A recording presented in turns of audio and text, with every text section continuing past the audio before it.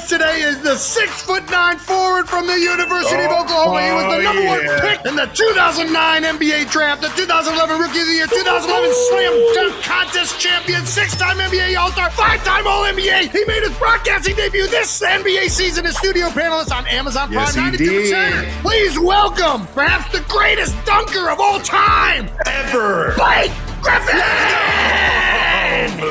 Guys, I am hyped up right now. Yeah, baby. I am sweating.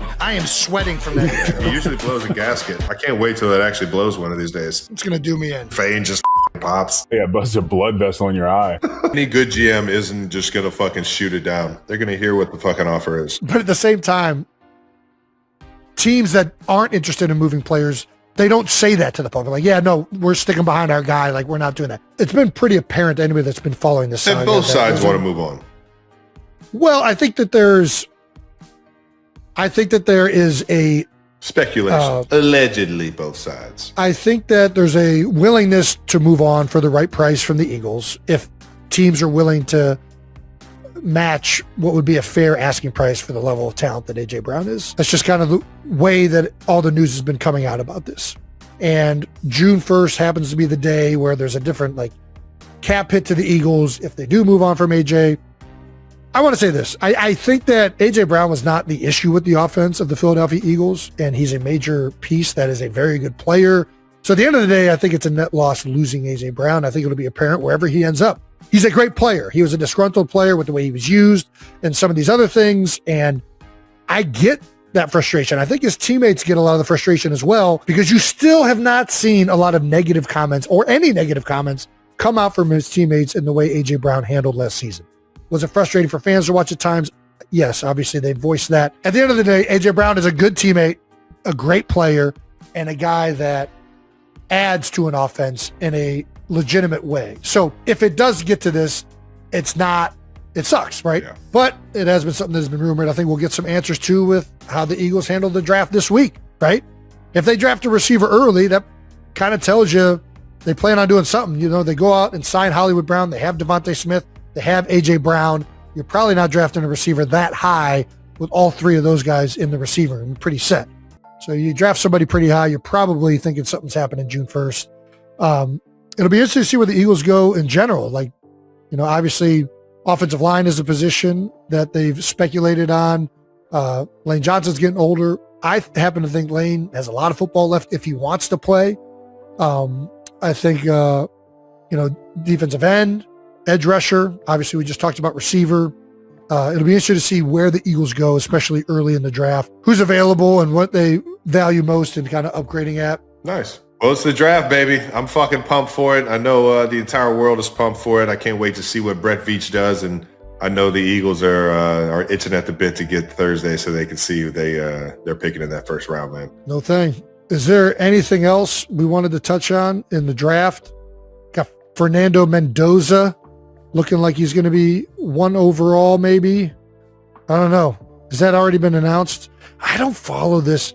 As a rule, I get more interested after everybody's been picked. I'm excited. I watch the draft, but I really don't put in a lot of effort pre-draft until hey, now who's on the team and who are we dealing with? And I think it'd be cool to do some tape breakdowns of some of these guys and where they could be used. We have been doing more tape breakdown. Maybe we do some offensive line. I'm game. Guys, we're excited about maybe some tight ends or receivers. You game for that, Trav? I'm always game to do a little tight end receiver breakdown. Let's go. Do you think you break down quarterbacks? Yes, 1,000%. What's your number one thing you're looking for in a quarterback? Accuracy? Does he drink beers? Dude, I will say this. So seriously, I know you're joking around a little bit. Just a little bit. But here's the thing. So Marcus Spears, my good friend with ESPN, Swagoo, said, to be a great quarterback, you got to be the guy. And he said it very apparent at one point, and he definitely needs to be able to throw the ball well as well. What do you think it is about quarterbacks in particular? Why that means more at it? You know what I mean? I think it's not necessarily. And just so you know, we're saying having beers. We're joking about having beers, although it is kind of true. It's more about the camaraderie that happens, the effort to hang outside of the creating relationships. Exactly. Yes. Why is that so much more important at that position? Is it because you're in charge of communicating with all these pieces and like choreographing it all together. Like, why is it a quarterback that it seems like it's more important than others? I don't know. I think, and this is where it's not always about the beers. It's about just being a guy that wants to be around your teammates, wants to be around the people in the building outside of the building. And I think getting that chemistry, understanding who the people are, that becomes like one of like how do I want to put this? I guess I've never even thought of it in a way like this. When you spend that time and you make that effort to know somebody that much more, you play a little harder for the guy. You listen to a little bit more of what he's saying. You understand a little bit more what he's saying to another degree. And I think that's just, the camaraderie that comes with sports. When a team's at the end of the season is hosting the Lombardi, that team feels like one. Everybody on that fucking podium holding that fucking Lombardi up feels like they're passing it to a brother, feels like they're passing it to an extended relative. And I think those teams, Seattle Seahawks, you could tell how they played the fucking game that all those guys loved each other. And the teams that I've been on that have been the best, maybe not have had the most talented position on the field at every single position, but we fucking loved each other. We knew how to fucking play together, and we fed off of each other in that regard. And it's those, and we say beers, I'm going to keep saying beers. It doesn't necessarily mean beers, but it's those fucking beers you have outside of the facility that brings everybody a little bit closer. And you need to have, as a team, an opportunity to create those moments. Like, I've gone on teams too where like it's like, oh, we're going to go to like an escape room. And don't get me wrong, I love escape rooms. I don't feel like I'm like getting anywhere near the bond of going to an escape room. I want to kill myself if you ever fucking put me in an escape room. I'm probably not even going to. I'm like, all right, I'll see you guys in the offense next week. This is why San Francisco didn't draft you, because you don't like escape rooms, Travis. Yeah, that was Washington, but yes. Yeah. Sorry. They went with Jordan Reed instead. Now they just send 30 top 30 draft picks to an escape room. Let's see if they can get out. Life or death situation. Oh, he's over at the piano. What a fucking idiot. You're such a dickhead. Last thing before we get to our guest, we've got a very special edition of No Dumb Questions that we've been waiting to show you. This edition of No Dumb Questions is brought to you by Allstate. Put some exciting Jets games on from like 40 years ago. Get some John Klecko tape out. What is it? We went to the playoffs in my lifetime. I will be showing our daughter those tapes.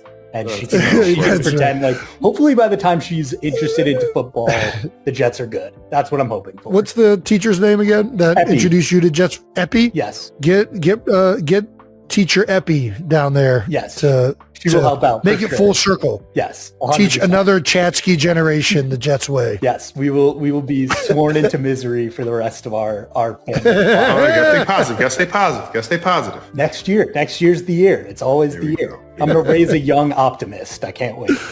Attaboy. Perfect. Attaboy. That's all you could ask for. Good luck to your Jets on draft day.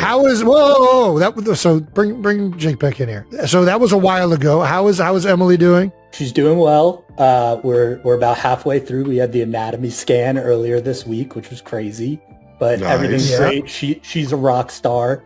I'd bring her in, but she's like actively working still and doing her. The Eagles built a dynasty around him. Now A.J. Brown might be gone, and Travis Kelce isn't pretending otherwise. On the latest episode of New Heights, Travis and his brother Kyle didn't sugarcoat it. The June 1st deadline is circling like a vulture. Philadelphia have already signed Hollywood Brown. They've got DeVonta Smith. So why would a Super Bowl champion franchise be looking at receivers in the first round of the draft unless they already know something the rest of us are only starting to accept? Travis laid it out plainly. You don't draft a receiver that high when you're running 3 elite wideouts. You just don't. If the Eagles go receiver early on Thursday night, that's not a coincidence. That's a message. And the cap math backs it up. June 1st changes the hit number. The Eagles aren't stupid. Neither is A.J. Brown. Here's where it gets interesting, though. Travis wasn't throwing Brown under the bus. The opposite, actually. He called him a great player, a good teammate, and said clearly that losing him is a net loss for Philadelphia. Full stop. The frustration Brown showed last season? Travis gets it. So did his teammates. Not one of them came out and criticized how AJ handled it. That tells you everything about the locker room respect the man commands. And that led Travis and Cal somewhere unexpectedly brilliant, a conversation about what actually makes quarterbacks elite. Not just arm talent. Not just accuracy. It's the beers after practice. The escape rooms nobody wants to do. The effort to know your teammates as people, not just players. Because when you genuinely love the guy next to you, Travis said, you play harder for him. You listen more. You fight for him in the fourth quarter when everything hurts. He pointed to those Seattle Seahawks teams. That chemistry wasn't manufactured in a team-building exercise. It was built in ordinary moments that nobody filmed. The Travis and Kelce audience knows real football talk when they hear it, and this was exactly that. So here's the question worth debating. If A.J. Brown walks out of Philadelphia, does he finally get the respect he deserves, or does he disappear without Jalen Hurts throwing him the ball?